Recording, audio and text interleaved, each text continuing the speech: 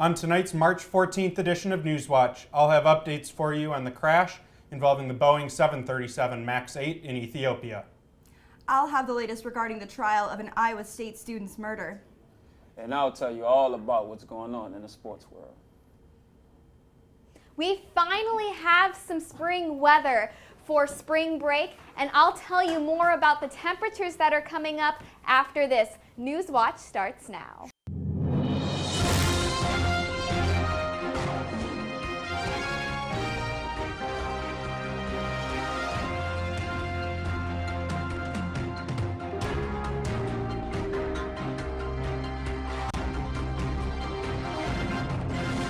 Good evening and thank you for watching Newswatch. I'm Josh Lamberty.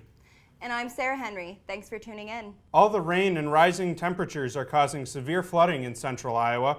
Des Moines and Clive officials have already closed several roads and trails due to the high water. South of the metro, flooding of the Middle River has already washed out. Some gravel roads are also impassable, making travel difficult to and from Indianola. The National Weather Service says flooding may continue into the coming days depending on snowmelt and any additional rain. Roosevelt High School juniors Joy Rector and Evie Sly were met with a cheery send-off yesterday at the Des Moines airport. The pair of girls are just one of 6 representing the United States at the Special Olympics Global Youth Leadership Summit in Abu Dhabi. Rector is a seasoned Special Olympics athlete, having competed in baseball, bowling, swimming, and track.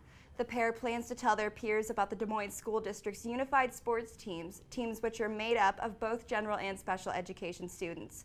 Their ultimate goal is to help promote and learn about inclusion and learn about what others do around the world so that they can bring it back to Des Moines. About 60 Ames High School students walked out of class yesterday, silently supporting efforts to combat climate change. The students skipped third period classes, inspired by a 16-year-old climate activist from Sweden.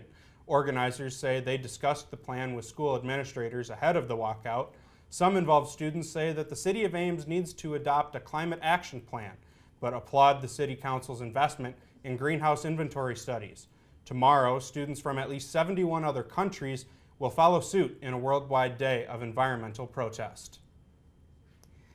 The man accused of murdering ISU golf star Celia Barquin-Rosamino wrote a letter stating he wants to plead guilty.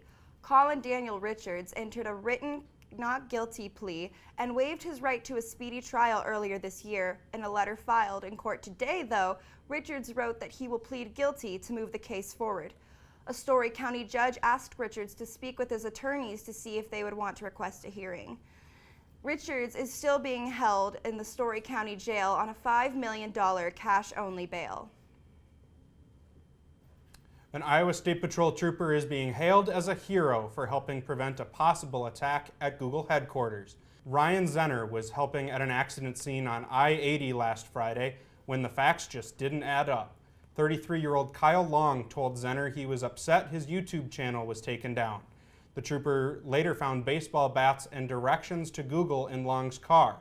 That isn't illegal, so Zenner let him go, but he did call California police to let them know. 2 days later, Long was arrested in California on suspicion of criminal threats. He's being held on $25,000 bond, and he never made it to Google headquarters.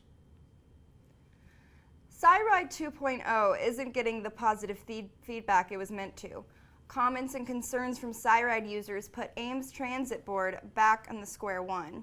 Isa Coinair has more. Stairs, and you can keep moving back. That way these other people can get on also. Thank you.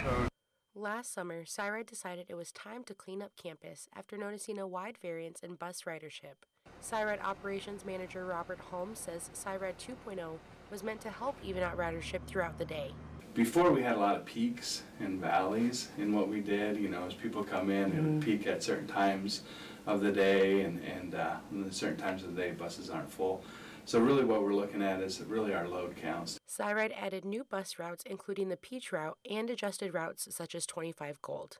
While the SciRide 2.0 system was designed with students in mind, some students say the new system doesn't serve them at all. They changed the 25 Gold to going from Ash to now on Welch, and so now there's no bus route that covers any of the Greek housing area.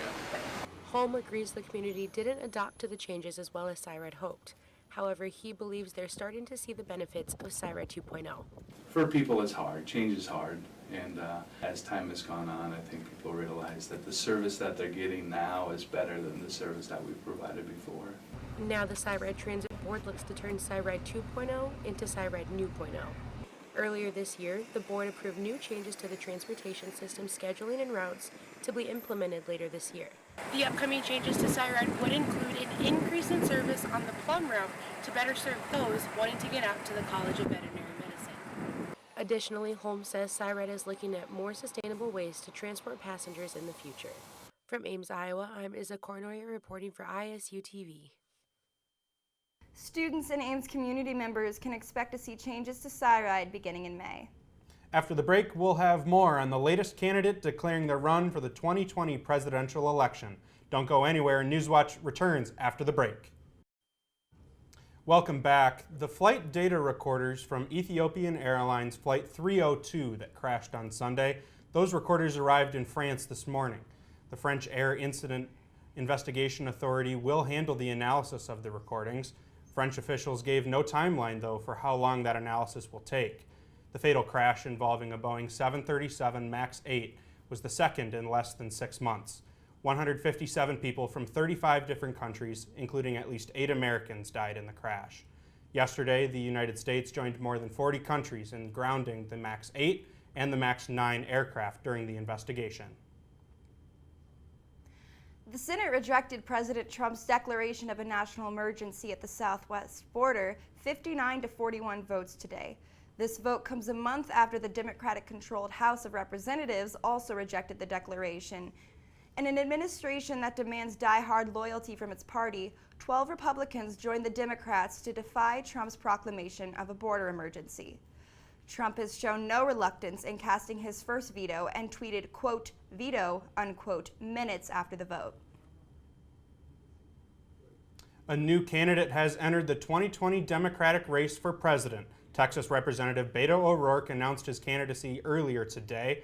In last year's midterm election, O'Rourke used grassroots organizing and social media to engage young voters and minorities. It ultimately brought him within 3 percentage points of upsetting incumbent Ted Cruz. O'Rourke says in a campaign announcement video that he seeks to bring out the best from every single American. An unofficial campaign kickoff event is scheduled for March 30th. Colorado faced horrific weather yesterday when a bomb cyclone unleashed hurricane-force winds and blizzard conditions across the state. El Paso County spokesperson Ryan Parcell is saying this isn't your average Colorado storm. With wind gusts equivalent to Category 1 and 2 hurricane winds, the storm left 1,100 motorists stranded on dangerous roads and nearly 190,000 people without electricity. The storm forced many Colorado school districts to close, as well as all the flights through Denver International Airport to be canceled. 2 college students filed a lawsuit against several universities yesterday for their role in a college admissions scandal. The lawsuit names Yale University and the University of Southern California, among others, alleging students were denied admission opportunities. Erica Olson and Kaylee Woods say the scheme allowed unqualified students to be admitted to the highly selective universities. More than 50 people were charged this week, and prosecutors say parents rigged the standardized test scores and bribed sports coaches to get their children into those elite schools. Spring break season is here, and college students are flocking to spring break locations around the country. Gulf Shores, Alabama, a popular break destination, will again impose the banning of alcohol consumption on beaches this year. According to the Gulf Shores officials, the ban was first put in place in 2016 to keep unruly college students from overwhelming the police patrols on the beaches. Local businesses were originally apprehensive, thinking the ban would be bad for business, but that is yet to become an issue. Thousands of college students still chose Gulf Shores as their spring break location. The ban this year begins March 2nd and will continue through April 28th. We'll be right back with a weather update. You're watching Newswatch. Welcome back to Newswatch. I'm meteorologist Hannah Messier. Now we have some great news for you. Finally, it's been a while since we've had some spring-like non-winter weather, but we do have that in the forecast tomorrow, though. We are expecting it to be a bit windy. The sun will come out for a little bit, though.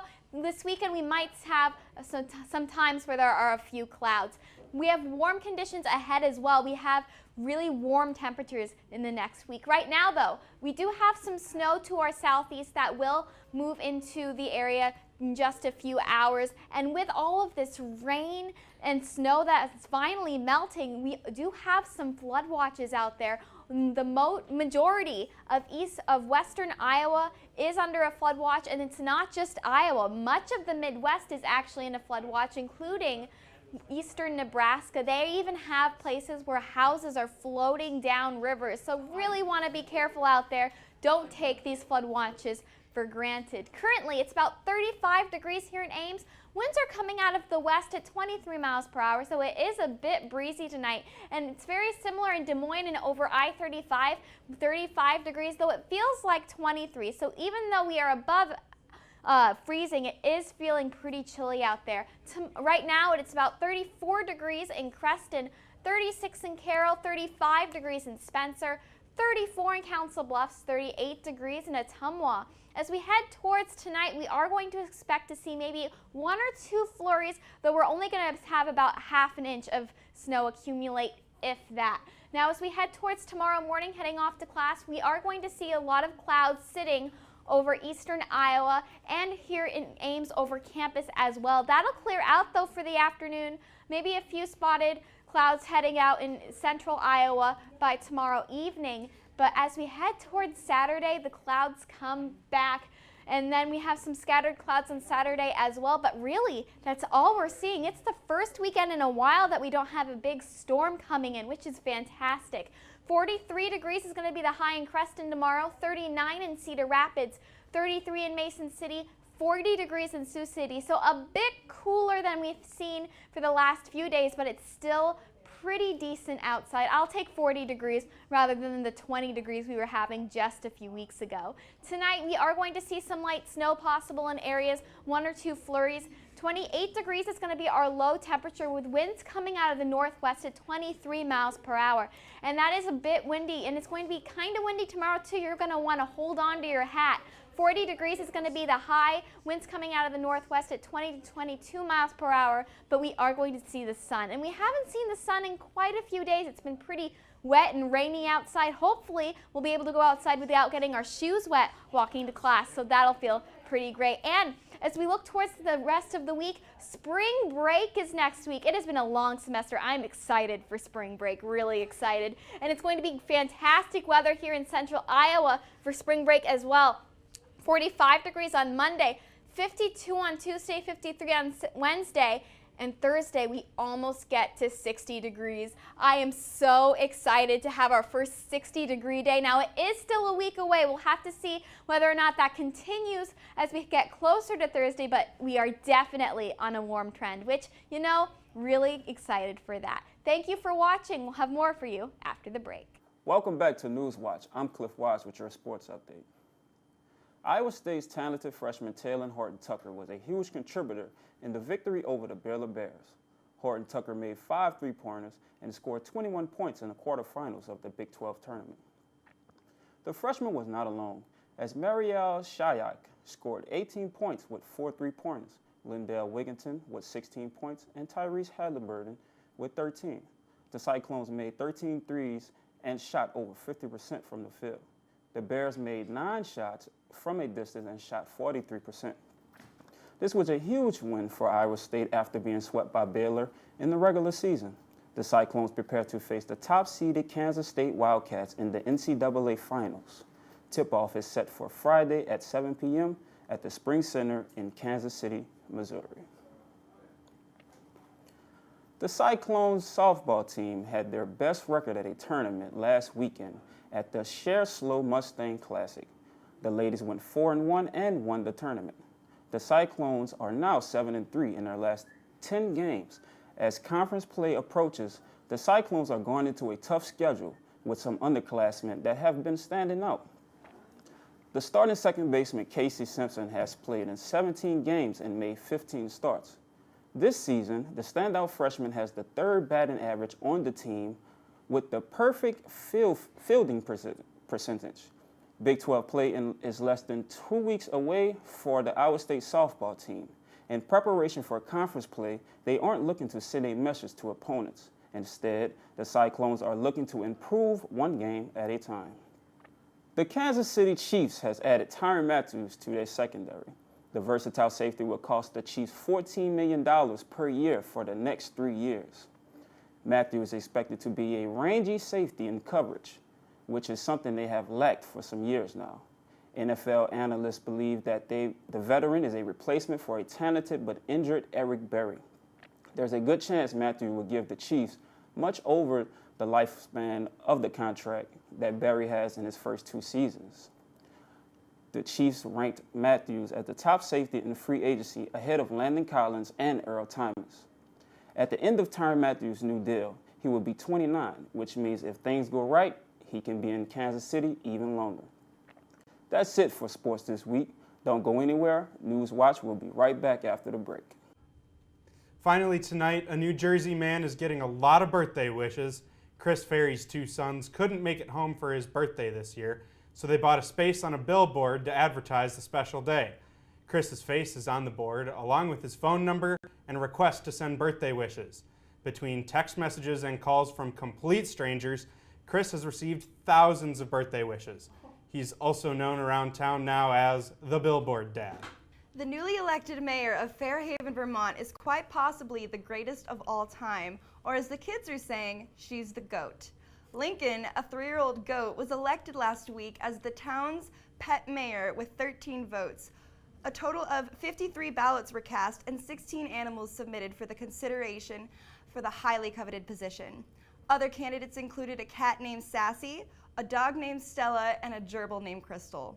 Lincoln will serve for a 1-year term with responsibilities including making public appearances and marching in the Memorial Day Parade and a custom-made sash. I'm really proud of her. I think she's going to do great things. It's not like she's the real GOAT. Oh, that's Michael Jordan. Okay, well, that's all for this episode of Newswatch. Don't forget to stick around for another great episode of Ames Tonight. And remember, the news doesn't stop when this show does, so be sure to follow us on everything ISU TV. Remember, if life gives you lemons, don't squirt them in your eye. Have a great night, Ames.